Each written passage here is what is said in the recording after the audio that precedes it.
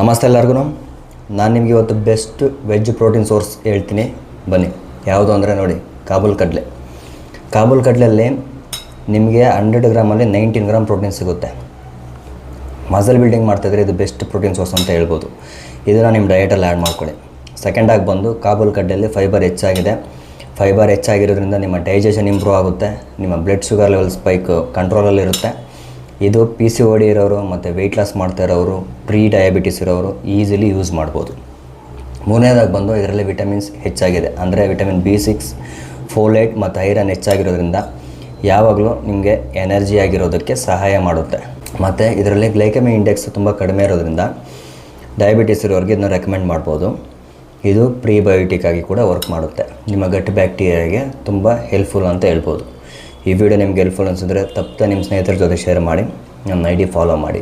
ಧನ್ಯವಾದಗಳು.